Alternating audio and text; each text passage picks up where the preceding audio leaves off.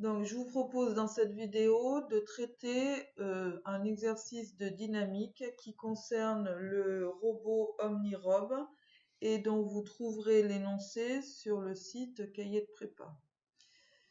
Vous trouverez deux vidéos ici, deux liens YouTube qui vous montrent ce robot en situation. Donc, pour traiter exercice, quelques rappels concernant l'énoncé. Donc, en termes de vocabulaire, ce qu'on va appeler robot, ça va être l'ensemble du bras 1. Donc, le bras 1, c'est celui-ci, qui monte et qui descend, et d'un châssis. Ce qui est appelé le châssis, ce sont les éléments 2 et 3. Donc, l'élément 2, c'est celui-ci, et le 3, celui-là. On s'intéresse à une phase particulière du fonctionnement de ce robot. Le châssis est à l'arrêt, donc autrement dit les pièces 2 et 3 ne bougent pas. Et seul le bras 1 se déplace verticalement et on envisage une phase d'accélération montée. Donc il se déplace verticalement, il est donc en mouvement de translation. J'appelle le sol 0. Et donc, ce mouvement indique que c'était une translation verticale. La loi de déplacement du bras est donnée ici. Donc, on a l'évolution de la vitesse linéaire en fonction du temps. Donc, ça, c'est pour les précisions au niveau de l'énoncé. Donc, on va traiter la première question. Donc, on nous demande d'exprimer la résultante dynamique de 1 dans son mouvement par rapport à 0. Donc, je rappelle par définition, la résultante dynamique, c'est la masse de l'objet considéré, ici le bras 1, multiplié par le vecteur accélération du centre d'inertie de l'objet, donc 1, G1, appartenant à 1 par rapport à 0. On a dit que le bras 1 était en mouvement vertical et que le mouvement est un mouvement de translation. Donc la verticale est portée par Z. On sait que tout point d'un solide en translation a même vecteur accélération. Et du coup, la résultante dynamique s'exprimera M1 fois l'accélération que j'appelle petit a portée par la verticale, c'est-à-dire Z0. Maintenant, on va exprimer petit a, puisqu'on nous demande d'exprimer la résultante dynamique en fonction de M1, Vmax et T. Donc, le graphe de vitesse est donné, la phase d'accélération considérée est ici, je la repasse en rouge. On sait que l'accélération, c'est la dérivée de la vitesse et donc graphiquement, l'accélération correspond à la pente de la courbe de la droite représentant la vitesse au cours du temps. Donc autrement dit, ce qu'on a appelé petit a, c'est la pente, c'est-à-dire le coefficient directeur. Donc pour trouver le coefficient directeur, il suffit de prendre 2 points sur ce segment de droite et de faire le rapport de la différence des ordonnées sur différence des abscisses. Donc du coup, ça me fait Vmax divisé par Tax. Tax est donné ici. C'est 1/3 de la durée du cycle, grand T. Donc si je remplace Tax par grand T sur 3, ça va me faire 3 Vmax sur grand T. Du coup, la réponse à la question qui est demandée en fonction des paramètres qui doivent intervenir, c'est-à-dire la résultante dynamique, ça me fait M1, 3 Vmax sur grand T, Z0. Et ça, c'est donc la résultante dynamique, c'est-à-dire M1, vecteur accélération de G1 appartenant à 1 par rapport à 0.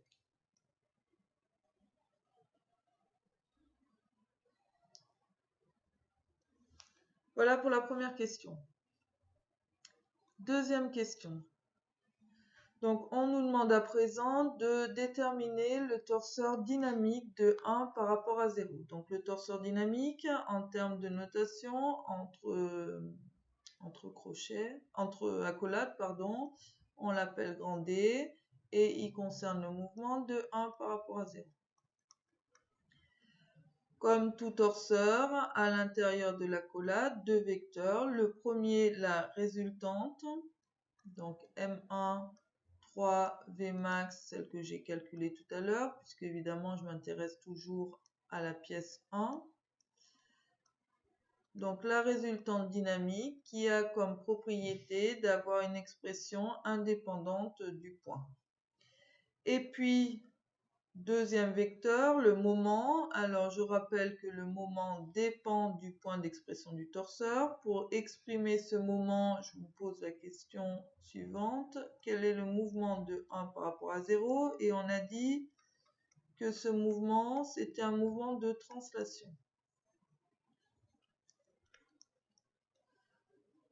On sait d'après le cours que pour un mouvement de translation, le moment dynamique est nul. Attention, pas n'importe où, au centre d'inertie, donc G1. Donc du coup, je connais le torseur dynamique en G1. Donc voilà pour la deuxième question, le torseur dynamique. La résultante, m fois le vecteur accélération de 1 par rapport à 0. Et deuxième vecteur, le moment que je connais en G1. Parce que c'est un mouvement de translation et on sait qu'en ce point-là, le moment dynamique est nul. Question suivante. Donc, on nous demande maintenant d'appliquer le PFD au robot complet. Donc, le robot complet, je rappelle, c'est l'ensemble 1 plus 2 plus 3. Donc, première chose, je vais énoncer le PFD appliqué au robot. Donc, PFD appliqué au robot en mouvement par rapport au sol 0. Au sol 0. Je rappelle que le PFD nous dit que le torseur des actions mécaniques extérieures au robot, que je notais de robot bas sur robot, est égal au torseur dynamique du robot en mouvement par rapport au sol. Le robot, on l'a dit, c'est l'ensemble 1 plus 2 plus 3. On sait que le torseur dynamique d'un ensemble, c'est la somme des torseurs dynamiques. Donc, autrement dit, ce torseur dynamique du robot par rapport au sol, c'est égal au torseur dynamique de 1 par rapport à 0, plus le torseur dynamique de 2 par rapport à 0, plus le torseur dynamique de 3 par rapport à 0. D'autre part, je rappelle que le châssis, qui est 2 plus 3, est à l'arrêt. Voilà, c'est noté ici. Le châssis est à l'arrêt, donc les éléments 2 et 3 ne bougent pas par rapport au sol. Donc j'en déduis, s'il n'y a pas de mouvement, que ces torseurs dynamiques sont nuls. Car châssis à l'arrêt.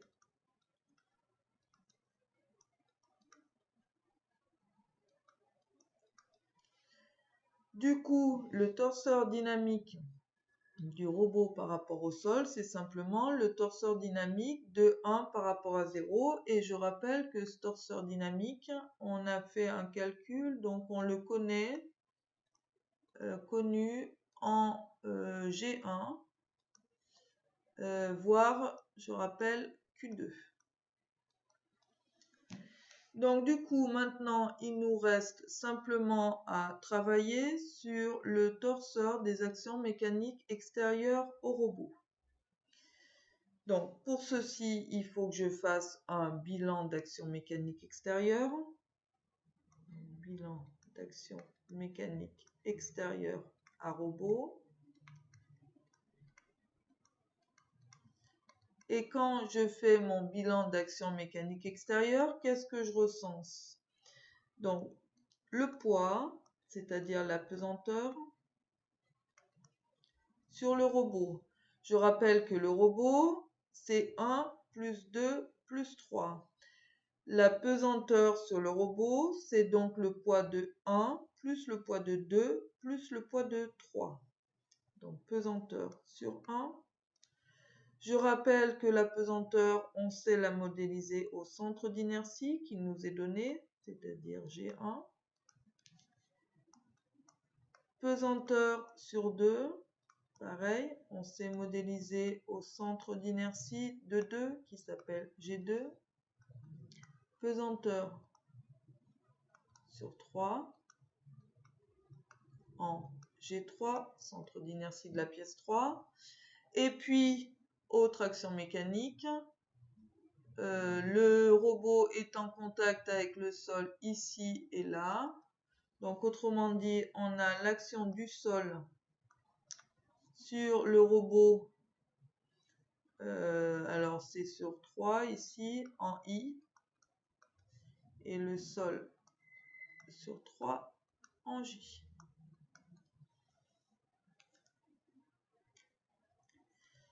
Petite remarque en ce qui concerne le poids. On aurait pu travailler avec le poids total de l'ensemble, mais attention, si on regroupe ces trois actions de la pesanteur en une seule, on saura la modéliser au centre d'inertie de l'ensemble. Or, le centre d'inertie de l'ensemble, on ne le connaît pas, il n'est pas donné par l'énoncé, seul le centre d'inertie de chacune des pièces est donné. Une fois qu'on a fait nos bilans d'actions mécaniques extérieures, il faut modéliser ces actions mécaniques. Donc, je vais les écrire un peu plus bas, je déplace ma feuille. Donc, chaque action mécanique, je la représente, je la modélise par un torseur. Donc, modélisation. Le poids. Alors, poids de 1. On a dit qu'on sait la modéliser en G1. On sait qu'en G1, le poids se modélise par une force verticale descendante passant par G1. Donc, ce qui doit se traduire par moins M1G porté par Z0. Et en G1, pas de moment puisque cette force passe par G1. De la même manière, le poids de 2, donc autrement dit, ce torseur-là, de la même façon, une force verticale descendante, M2G, portée par Z0, signe moins pour que ce soit descendant, moment 0 en G2, centre d'inertie. En ce qui concerne le poids, la même chose avec cette fois la masse M3 qui intervient. Une force en G3, donc pas de moment en G3. Reste le sol sur I et le sol sur J. Donc le sol, je rappelle que je l'avais appelé 0, donc ce qui va me permettre d'appeler T de 0 sur 3. On a à faire la liaison ici entre le sol et 3 est une liaison ponctuelle qu'on va supposer parfaite. Donc on sait que dans ce cas-là, l'action mécanique transmissible par le sol sur 3, c'est une force qui est perpendiculaire au plan de contact. Le plan de contact ici, c'est le plan horizontal.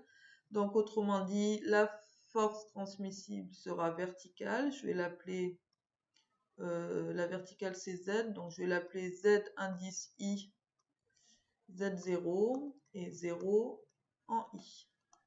Je rappelle, que ça, c'est parce que la liaison 0, 3 est une liaison ponctuelle parfaite de normale, donc normale c'est une perpendiculaire, IZ0. De la même manière, en J, donc toujours une action du sol 0 sur 3. En J, j'ai à nouveau une liaison ponctuelle, donc ZJ, Z0, 0, en J. Et la raison est la même, c'est-à-dire que la liaison 0, 3, ponctuelle, parfaite, normale, JZ0. Alors, attention, j'ai deux actions mécaniques entre le sol et 3. Ce ne sont pas les mêmes, donc je vais peut-être mettre un signe distinctif. Alors déjà, c'était la liaison en I, je vais mettre en I ici, en J ici. Et je vais faire la même chose pour mes torseurs. En exposant, je vais mettre I, et en exposant, je vais mettre J. Bon, ce sont des notations. On note comme on le souhaite. Donc du coup, j'en déduis que le torseur d'action mécanique extérieure au robot, celui que j'ai noté T de robot bar pour signifier l'extérieur sur robot, ça va donc être la somme de mes 5 torseurs, donc poids de 1 plus poids de 2 plus poids de 3 plus 0 sur 3 via I et 0 sur 3 via J. Voilà. Donc du coup, j'ai mes actions mécaniques extérieures, j'ai mon torseur dynamique, j'ai toutes mes modélisations. Reste à faire les calculs. Alors je rappelle en termes de calcul qu'on a le droit de faire une somme de torseurs que s'ils sont au même point. Donc autrement dit, je ne peux pas additionner tel quel mes torseurs, enfin du moins l'intérieur de mes torseurs. Il va falloir que je fasse une opération. Et ensuite, quand je vais égaliser le torseur des actions mécaniques extérieures au torseur dynamique, là encore, il va falloir que je choisisse un point. Il faut égaliser des torseurs quand ils sont écrits au même point. Je rappelle que le torseur dynamique, il est connu en G1. Ici, j'ai un torseur en G1, l'autre en G2, l'autre en G3, l'autre en I, l'autre en J. Donc, autrement dit, il n'y en a aucun au même point. L'énoncé nous demande de faire ce torseur au niveau, enfin de décrire le PFD au niveau du point I. Donc, ce qui veut dire qu'il va falloir que je change les torseurs au point I. Alors, encore une fois, cette vidéo est juste là pour mettre en œuvre les principes. Les calculs, je vous fais confiance, vous devez savoir les faire. Donc, je vais juste vous mettre une ou deux formules. Et ensuite, je vous laisserai faire les calculs. Je vous laisserai là en termes de vidéo. Si vous avez des problèmes pour les calculs, vous viendrez me voir sur place. Donc, on a dit que l'énoncé nous demande de faire ça en I. Donc, ce qui veut dire qu'il faut que je change, en particulier ce torseur-là, si je prends le premier d'action mécanique. Et il va falloir, donc, je rappelle que d'un point à l'autre, la résultante est inchangée. Par contre, le moment change et du coup, il va falloir calculer le moment en I créé par le poids de 1. Je rappelle que pour changer de point, il faut utiliser la formule qu'on nomme entre nous Babar, qui dit que le moment en I, c'est le moment en un autre point. En G1, je le connais. Donc, moment en G1 plus I G1 vectoriel, la résultante du torseur dont on parle. Et la résultante du torseur dont on parle, c'est moins M1G Z0. Ok, donc je rappelle, ça vaut 0, c'est lu ici.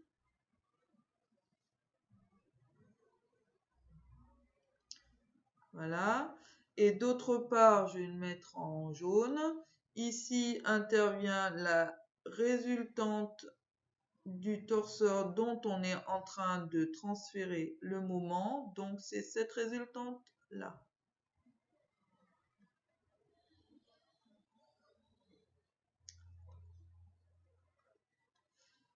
Voilà. Donc, voilà pour la méthode.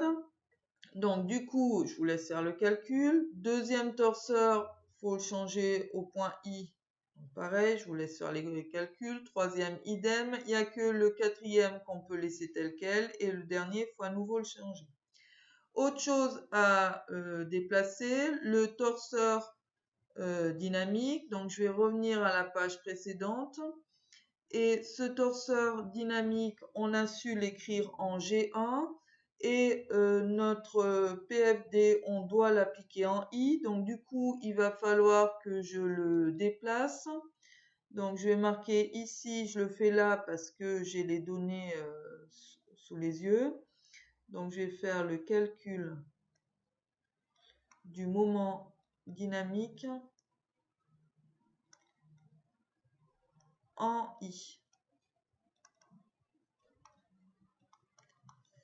Alors, je rappelle qu'un torseur comme tout torseur, la résultante ne change pas et c'est que le moment qui change d'un point à l'autre. Donc, le torseur dynamique, je vous rappelle qu'il s'appelle delta.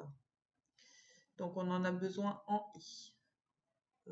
C'est de 1 par rapport à 0. Comme tout torseur, comme tout moment qu'on déplace, on utilise la méthode qu'on appelle entre nous Babar. Donc, autrement dit, le moment I est égal au moment que je connais en G1.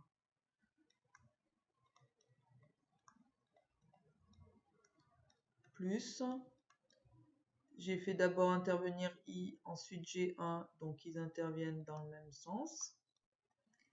Et attention, vectoriel, la résultante du torseur dont on est en train de parler. Donc autrement dit, ici, la résultante, c'est, alors je vais l'écrire un petit peu mieux, 3M1 Vmax sur grand T, Z0. Ok, donc là encore une fois, le torseur en G1, je le lis dans le moment, pardon, en G1, je le lis dans le torseur que j'écris en G1, première chose. Et deuxième chose, la résultante qui intervient, c'est la résultante du torseur dynamique, parce que je suis en train de changer de point à un moment dynamique. Ok? Donc là encore, je vous laisse faire les calculs. Je vous abandonne ici pour ce problème. Il y a juste des calculs à faire et à exploiter l'égalité qui traduit le PFD. Encore une fois, si vous avez des problèmes pour le calcul, on se voit très prochainement en cours. Au revoir.